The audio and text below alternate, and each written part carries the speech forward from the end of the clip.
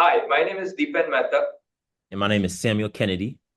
and today we'll be talking about the efficacy of sexual intercourse for the passage of distal ureteric stones.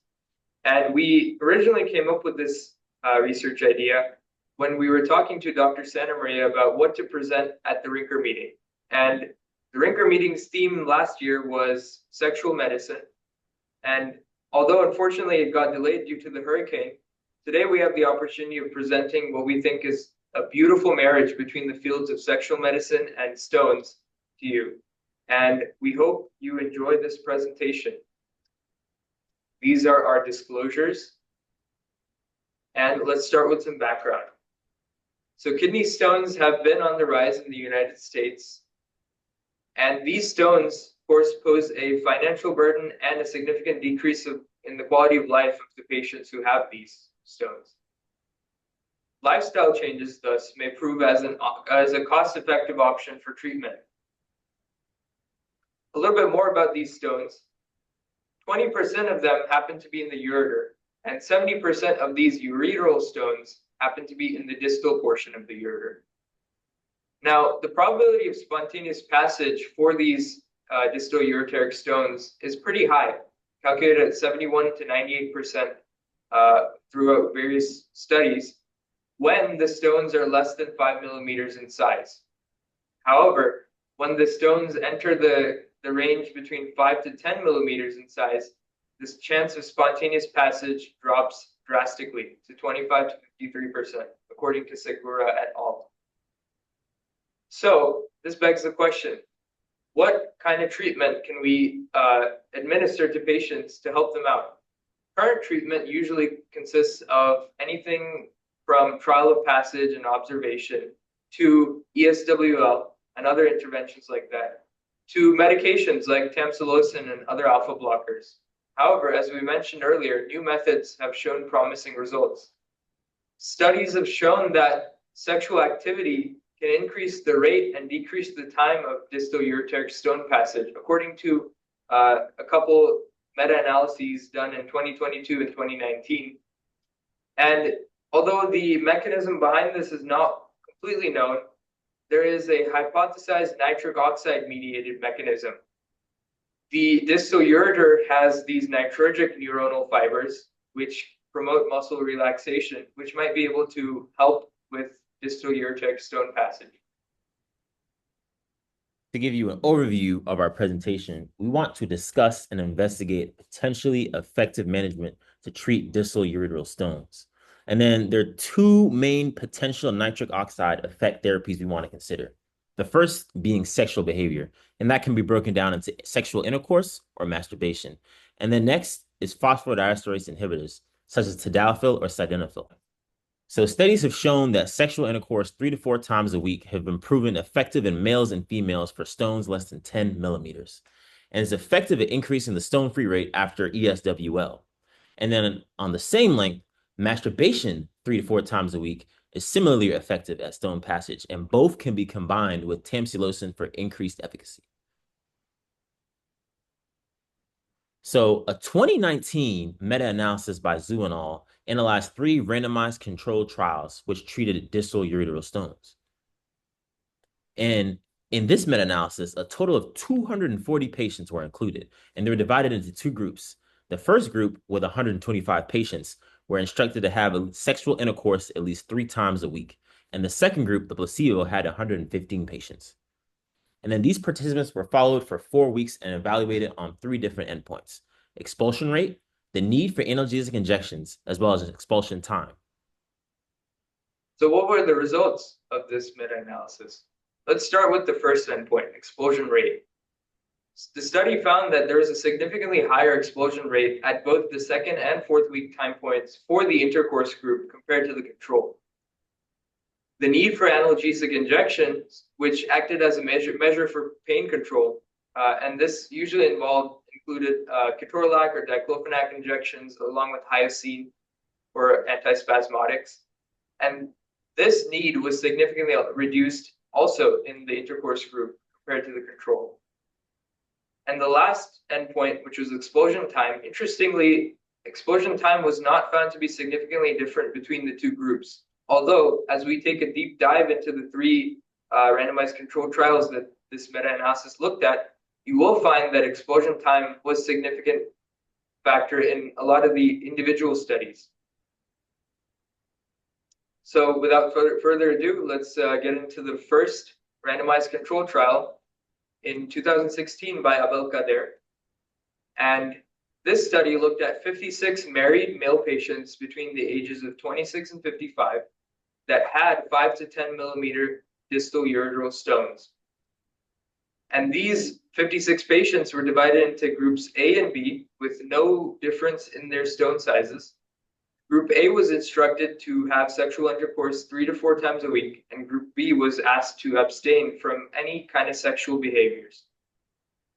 All of them were instructed to drink 1.5 to 2 liters of water per day and could receive symptomatic treatment, including analgesic injections. The results showed that there was a statistically significant difference between the time of explosion between both groups. The intercourse group passed their stones on average about 4 to 5 days earlier than the control group. And then in the next study by Bayraktar and Albayrak in 2017, analyzed 190 married male patients with 5 to 10 millimeter distal ureteral stones. And then these participants were split into 3 groups. The first group received 0.4 milligrams of tamsulosin every single day. The second group was instructed to have sexual intercourse 3 to 4 times a week. And the third control group received symptomatic treatment for pain as needed. And the results showed that the spontaneous passage rate was significantly higher in the sexual intercourse and tamsulosin groups than in the third control group. And no significant difference was found between the sexual intercourse group versus the tamsulosin group in terms of spontaneous passage.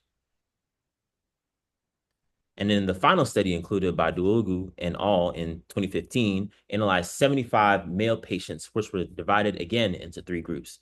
The first group was instructed to have intercourse at least 3 to 4 times a week. The second group received 0.4 milligrams of tamsulosin every day, and the third control group was given pain treatment as needed. And then groups 2 and 3 were instructed to abstain from intercourse and masturbation. All patients were required to drink 2 liters of water a day, and then were given pain medication as needed. And what do the results show? Well, the median expulsion time was significantly shorter in the sexual intercourse group when compared to the other 2 groups. The need for analgesic injections was also significantly lower. And then, as you can see in this chart, the expulsion rate for the sexual intercourse group was higher after 2 weeks, however, not significantly different between the groups after 4 weeks, as shown in the chart below. So moving on to other kinds of sexual behavior, namely masturbation. A study done by Turgut et al. In 2021 looked at 128 males above 18 years of age with these distal ureteral stones between 5 to 10 millimeters in size. And they were divided into 3 experimental groups. Group 1 was instructed to masturbate at least 3 times per week while abstaining from intercourse. Group 2 was prescribed tamsulosin 0.4 milligrams QD. And Group 3 only received symptomatic therapy and acted as a control group. Groups 2 and 3 were, of course, instructed to abstain from any kind of sexual behaviors. And all of the patients, again, were advised to drink enough fluid to produce 1.5 to 2 liters of urine daily, were given symptomatic treatment as needed for severe pain. The results showed that the expulsion rates were comparable between groups 1 and 2, namely the masturbation group and the tamsulosin group, indicating that both could be effective at stone passage, and both were significantly higher expulsion rates than group 3, which was the control, both at the 2 and 4 week time points, that too. And then the final kind of nitric oxide mediated treatment that we looked at was phosphodiesterase inhibitors. For this, we looked at a meta-analysis done by Cardona et al. In 2017. And this meta-analysis took into account 4 randomized controlled trials to determine the efficacy of PDE inhibitors compared to placebo and alpha blockers like tamsulosin and silodosin. These were the 4 different pairings in the 4 different randomized control trials, looking at generally phosphodiesterase inhibitors versus placebo, or phosphodiesterase inhibitors versus alpha blockers. And then the third randomized control trials also included placebo in the comparison. A total of 580 patients with a distal ureteral stone diagnosis were studied in this meta-analysis, and the authors looked at two different kinds of comparisons to look at outcomes. One was the PDE inhibitors versus placebo, and the other was more specific with tadalafil compared to tamsulosin. Let's start with the first comparison.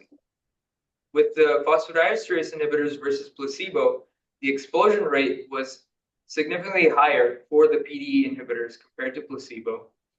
And similarly, explosion time was shorter for PDE inhibitors, indicating that it's more effective than placebo.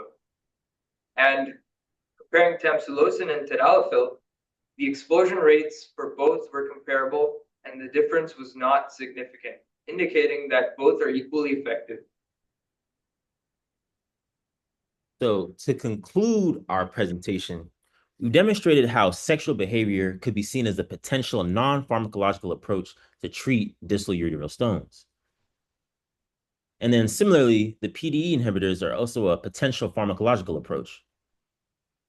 And then you can combine these with existing medical expulsion therapy for further efficacy. There are, however, some limitations with this meta-analysis. So not many trials on this subject exist to date, so more could be done in the future. And in study populations of these trials, they could be larger and more standardized, especially with regards to stone size. Moving on to future directions. This topic is very young and very exciting, and we can take it in several directions. The first being to perform a new meta-analysis, including some of the newer trials that have come out since the old meta-analysis have been released. Another direction that we can take this is to look at sexual behavior, not just in males, but also in females. And recently, there have been a few studies looking at female sexual behavior and the passage of these distal ureteric stones. Another way we could take this study is to do a retrospective study looking at our patient population and looking at the efficacy of at least PDE inhibitors compared to standard medical explosion therapy.